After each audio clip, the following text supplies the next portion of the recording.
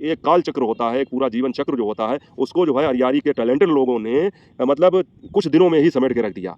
कहने का तात्पर्य है कि 20-25 दिन में ही शादी की शुरुआत से लेकर शादी हुई, सुहागरात हुई, प्रेगनेंसी हुई, ससुराल पहुँचे, उसके बाद में वहाँ पर जो है दूसरे दिन ही तांडव शुरू हो गया, वाद-विवाद इतना बढ़ गया, हस्बैंड या पति-देव ने घर छोड़ दिया और आपस में जो है जेठानी-देवरानी की नहीं बनी, मार-पीट हुई, यहाँ तक कि फिर जो है मौत भी हो जाती है। ये तो एक चक्र है, कहीं न कहीं आपको उस झूठ के लिए भी एक चीज़ सच करनी पड़ेगी। कहने का तात्पर्य ये है कि मरने का नाटक तो कर लिया, अब मरने के लिए आपको फिर जो है उसके बाद में अंतिम संस्कार की भी दिखानी पड़ेगी। तो मैं तो ये सोच रहा था कि इस विधि में क्या होगा, दफनाया जाएगा या जलाया जाएगा या बहाया जाएगा, कुछ तो दिखाया जाएगा, कम से कम वहाँ पर तो सच्चाई क्लियर पता चलेगी। लेकिन बस इसी जगह पर आकर जो है सारी पोल खुल जाती है, क्योंकि बस यही तो कर नहीं सकते हैं। अगर ये कर लिया तो फिर झूठ जो है सच में बदलते देर नहीं लगेगी, फिर झूठ तो जो है बिल्कुल सच हो जाएगा।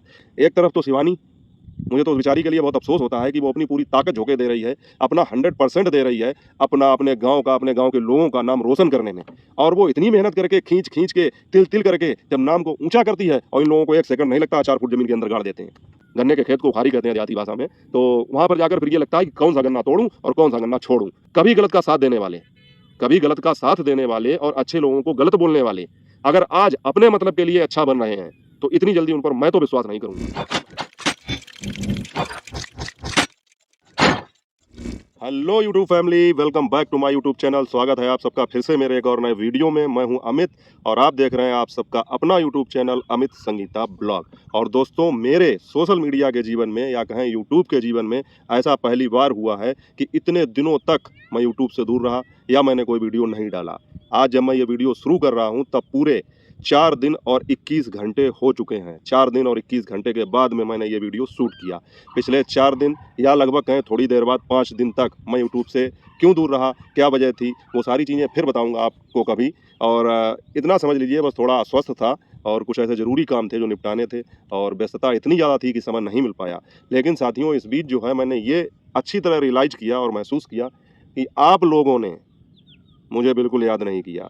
मतलब यार, किसी को कोई फ़र्क ही नहीं पड़ा कि अगला आदमी 5-5 दिन तक यूट्यूब से दूर है तो ये कमेंट करके कोई पूछ ही लेता।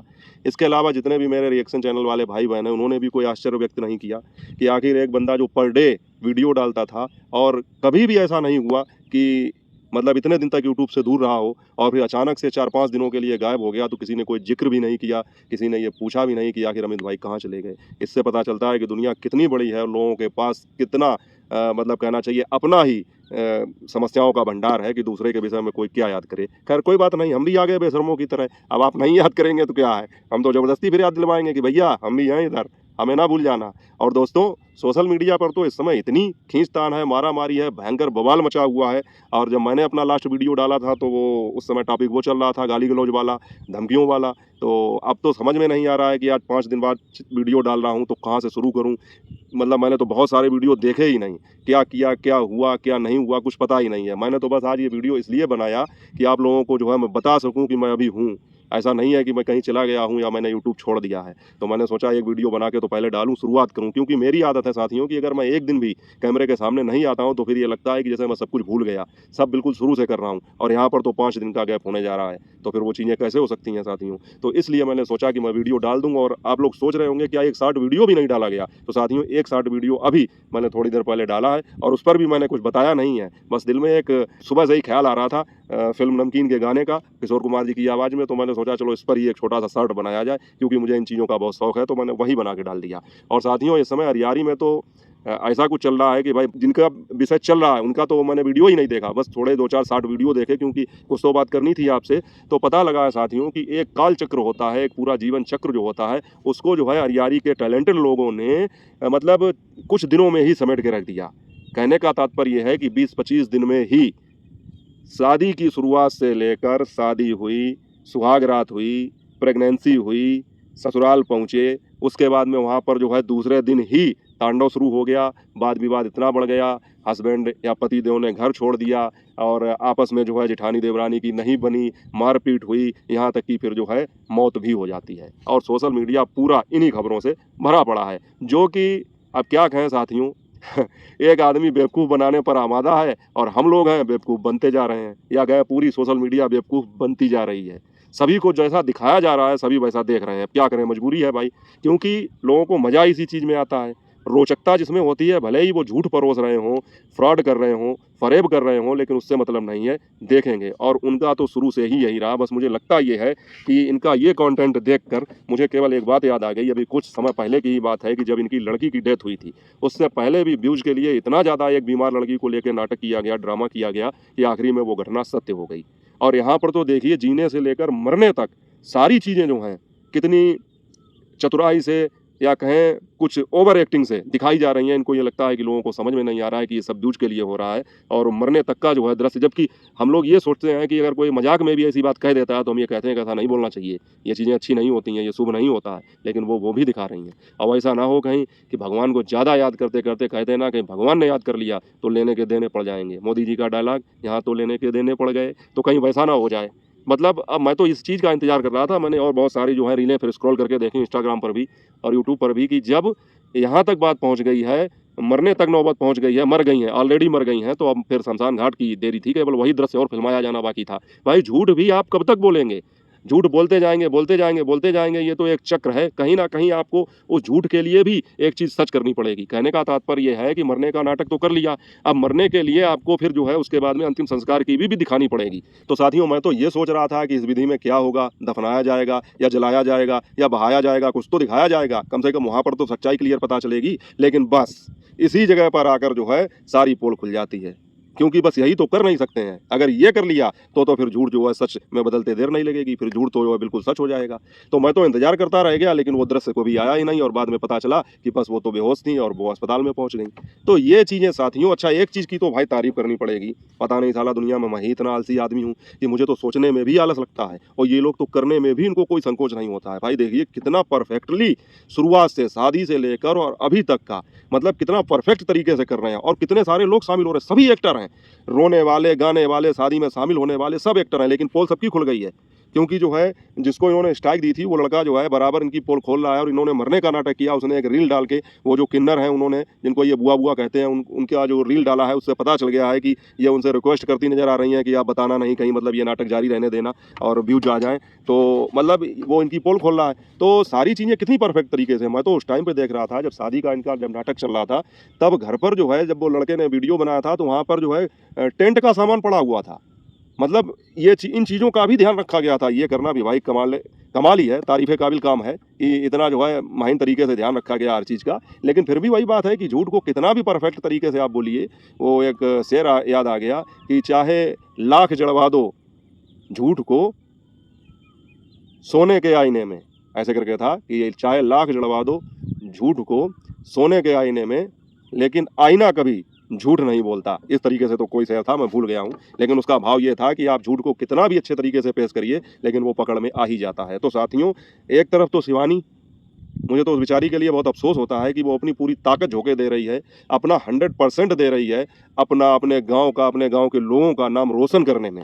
और वो इतनी मेहनत करके, खींच के, तिल तिल करके जब नाम को ऊंचा करती है, और इन लोगों को 1 सेकंड नहीं लगता, 4 फुट ज़मीन के अंदर गाड़ देते हैं। तो मुझे तो उसके लिए बहुत ही ज़्यादा मतलब जो है ये लगता है कि वो कितनी मेहनत कर रही है अरियारी का नाम बनाने के लिए, अपने गांव का नाम बनाने के लिए, और ये लोग जो हैं 1 सेकंड नहीं लगाते हैं उस नाम को मिट्टी में मिलाने के लिए। साथियों, अभी मैंने शिवानी के लगातार जो है 2-3 वीडियो आ गए हैं, तो उनको देखा कि किस तरह वो क्रिकेटर रिंकू सिंह है, उनकी बहन के बर्थडे पर गई हुई थी, और वहाँ पर उनको इतना मान सम्मान प्यार मिला। और आज जो है साथियों, मैं एक बात कहूँगा, शिवानी की उपलब्धि को देखते हुए मुझे कुछ चीज़ें याद आती हैं, तो मैं कहूँगा कि शिवानी ने इन सारी चीज़ों को इतना सरल कर दिया है कि ये चीज़ें आम आदमी की पहुंच में ऐसे हो गई हैं, ऐसे पहुंच गई हैं उसकी पहुंच के अंदर, कि ये लगता ही नहीं कि ये कोई दूर की बात है। साथियों, एक समय ऐसा हुआ करता था, आप लोग ईमानदारी से बताना, कि जैसे टीवी पर हम कोई शोज़ देखते थे, तो उनमें जो कलाकार देखते थे, उनको देखते थे, तो मन में एक फीलिंग आती थी कि हाँ, ये सेलिब्रिटी हैं, और कहाँ इन तक पहुँचना, इनसे बात करना और इनसे मिलना तो एक सपना होता था लोगों का। लेकिन साथियों, जब से शिवानी ने सोशल मीडिया की मतलब जो है फील्ड में कदम रखा, और कदम दर कदम जैसे उन्होंने सॉन्ग किए, गाने किए, उसके बाद में फ़िल्में की, तो ऐसा लगने लगा, मैं अपनी फीलिंग बता रहा हूँ, आप लोग अपनी बताना, कि ऐसा लगने लगा जैसे बॉलीवुड कहीं दूर है ही नहीं।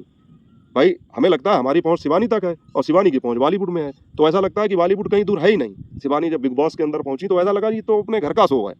मतलब एक अजीब सी फीलिंग आती है अंदर से, मैं आपको बता नहीं पा रहा हूँ किस तरह से। उसी प्रकार से साथियों, भारतीय क्रिकेट टीम, जिसको मतलब हम लोग कहना चाहिए क्रिकेट को तो एक तरीके से यहाँ पर एक खेल नहीं है, वो तो एक महोत्सव के रूप में है, एक त्यौहार के रूप में है। और क्रिकेटरों को तो सचिन सर को तो भगवान का दर्जा दिया ही गया है और क्रिकेटरों को तो अपने यहाँ कितना मान सम्मान सब मिलता है, तो उनको भी जो है उन तक पहुँचना हम लोगों के लिए एक सपने जैसा रहता है कि काश कभी सचिन सर से मिल पाते, द्रविड़ सर से मिल पाते, गांगुली सर से मिल पाते। मैं अपने समय की बात कर रहा हूँ। तो इसी प्रकार से वर्तमान समय में रिंकू सिंह एक मतलब स्टार क्रिकेटर हैं। अब अगर शिवानी का उनसे कोई संबंध नहीं होता, शिवानी का उनके यहाँ कोई जाना आना नहीं होता, तो ऐसा लगता है कि वो भी मतलब दूर की कौड़ी है, कहाँ वो और कहाँ हम लोग, कैसे पहुँच पाएंगे, कैसे मिल पाएंगे। लेकिन शिवानी की बदौलत जब शिवानी वहाँ पर जाती हैं तो आप लोग सच बताना, आपको ये फीलिंग आती है कि ऐसा लगता है कि जैसे हम ही उनके पास पहुँच गए। जो शिवानी ने जो कुछ वहाँ पर किया है उसको मतलब अगर वाकई में दिल से महसूस किया जाए तो ये लग रहा था ये कोई दूर की बात है ही नहीं। तो इस तरह की फीलिंग्स आती है। तो मतलब कहना चाहिए उस लड़की ने इन चीज़ों को इतना सरल बना दिया, आम आदमी के पहुँच में इतना मतलब जो है कहना चाहिए पहुँच में कर दिया, उनके करीब कर दिया कि ये चीज़ें लगता ही नहीं कि बॉलीवुड कहीं दूर है, बिग बॉस कोई बहुत बड़ी चीज़ है या फिर मतलब जो है किसी क्रिकेटर से, किसी सांसद से। अभी रिंकू सिंह की जो वाइफ हैं, सांसद हैं प्रिया सरोज जी, उनसे मिलना हुआ। तो मतलब लगता ही नहीं कि ये सब कोई दूर की चीज़ें हैं। और फिर उसके बाद में लौट के अपने घर में आकर वही डेली का रूटीन, मम्मी को आज देखिए क्या से क्या कर दिया। मतलब मेरा नाम चिन चिन चू वाली, मुझे तो वो ड्रेस याद आ गई उनकी देखकर। तो ये भी एक हुनर है, ये भी एक कला है। मतलब किस तरह से सोशल मीडिया पर हमें क्या चीज़ दिखानी चाहिए, किस तरह से ताकि लोगों के साथ में व्यवहार करना चाहिए। मम्मी के साथ में इतनी मौज मस्ती की, मजाक किया और मतलब जो है उनको भी इस उम्र पे इतना हंसाया और उनको इतना खुश रखना अपने माँ बाप को, ये भी एक सीख देने वाली चीज़ है। तो एक तरफ साथियों ये चीज़ें चल रही हैं शिवानी और अभिषेक भाई के होते हुए, और वहीं दूसरी तरफ साथियों क्या चल रहा है आप देखिए, कैसे कंपेयर किया जाए। और आश्चर्य की बात यह है कि ये सारी चीज़ें एक ही गाँव में और एक ही गांव के लोगों के द्वारा परफॉर्म की जा रही हैं। तो गुड लक और बैड लक, या गुड थिंग्स और बैड थिंग्स, या अच्छी चीज़ें या बुरी चीज़ें, या निगेटिव थॉट या पॉजिटिव थॉट। अब मैं ऐसे बताऊंगा तो बहुत हो जाएंगे, आप लोग आगे कंटिन्यू करते जाना। तो ये सारी चीज़ें हमको एक ही जगह पर देखने को मिल रही हैं। आप साथियों आज के वीडियो में मैं बात किसी भी टॉपिक को लेकर कर सकता था, लेकिन कहते हैं ना कि जब आप गन्ने के खेत में पहुँचते हैं तो वहाँ पर जो है एक से एक बेहतरीन गन्ने देखने को मिलते हैं। फिर आदमी कहता है कि वो देहाती भाषा में उखारी के खूण में पड़ गए, मतलब गन्ने के खेत को उखारी कहते हैं देहाती भाषा में। तो वहाँ पर जाकर फिर ये लगता है कि कौन सा गन्ना तोड़ूं और कौन सा गन्ना छोड़ूं। तो वो चीज़ें हो गई। इतने सारे टॉपिक थे कि मुझे समझ में नहीं आया कि मैं किस टॉपिक पर बात करूं। तो मुझे लगा सबसे पहले इस टॉपिक पर बात करनी चाहिए, क्योंकि इसमें मैं दो चीज़ों को कवर कर सकता हूं। एक तो शिवानी की जो पर्सनैलिटी है, जो अच्छाइयाँ हैं और जो खूबियाँ हैं, उनको आपके सामने रख पाऊँगा। दूसरी एक चीज़ ये है कि उसके विपरीत वहीं दूसरी तरफ जो अरियारी के दूसरे यूट्यूबर कर रहे हैं, उनकी जो बुराइयाँ हैं, उनकी जो कमियाँ हैं, उनकी जो मक्कारियाँ हैं, चालाकियाँ हैं, उनको भी आपके सामने रख पाऊंगा। तो इसलिए मैंने आपके लिए ये टॉपिक चुना। तो आपको अच्छा लगा हो तो लाइक जरूर कर देना। 5 दिन बाद आया हूँ साथियों, आप लोगों ने नहीं याद किया, चलिए कोई बात नहीं, माफ़ कर दिया। लेकिन अब सामने बैठा हूँ तो कम से कम, अब कहते हैं ना मुँह पे तो आदमी अच्छा बन ही जाता है, तो आप लोग मुँह पे तो अच्छे बन ही जाइए, बढ़िया से लाइक करके कमेंट कर देना। और बाकी जो है फिर मिलेंगे, एक एक करके सारे टॉपिक कवर करेंगे। लेकिन साथियों वाकई में ये जो हो रहा है इसको अब क्या कह सकते हैं। और हाँ साथियों एक चीज़ और, कि कभी गलत का साथ देने वाले, कभी गलत का साथ देने वाले और अच्छे लोगों को गलत बोलने वाले अगर आज अपने मतलब के लिए अच्छा बन रहे हैं तो इतनी जल्दी उन पर मैं तो विश्वास नहीं करूंगा। मैं ये बात फिर भी कह रहा हूं, और मैं ये क्यों कह रहा हूं, जो समझ रहे हो वो कमेंट करके बताएं, नहीं तो इसके विषय में अगले टॉपिक में चर्चा की जाएगी।